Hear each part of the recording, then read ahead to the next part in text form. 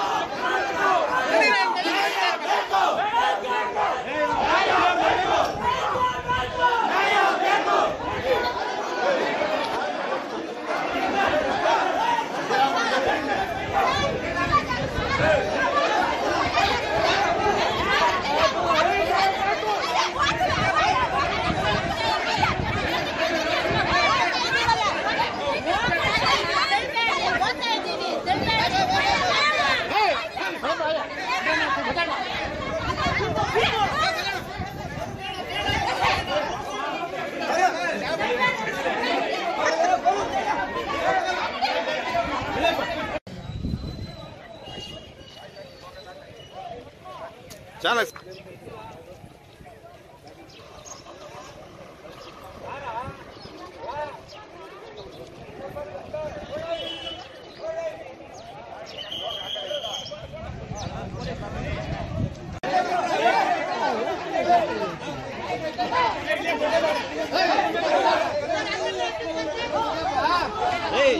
ಕಡೆ ಬರ ರೈ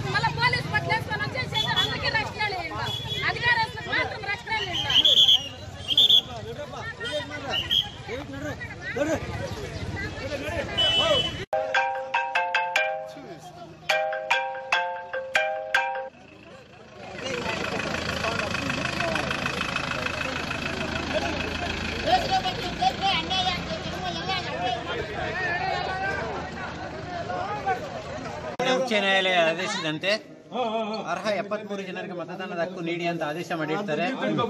ಚುನಾವಣಾ ಸಂಘಗಳ ಪ್ರಾಧಿಕಾರ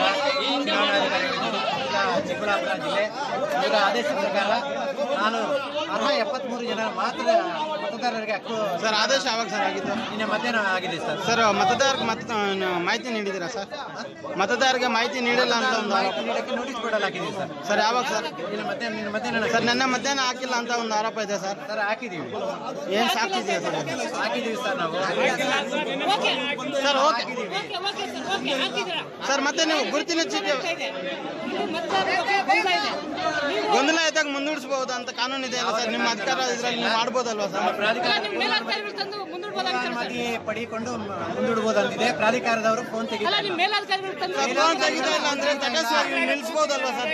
ಕರ್ತವ್ಯ ಅಲ್ಲ ಅಧಿಕಾರ ನಿಮ್ಗೆ ಇದೆ ಅಲ್ವಾ ಸರ್? ಬನ್ನಿ. ಹಲೋ ಬನ್ನಿ ಸರ್, ಒಂದು ನಿಮಿಷ.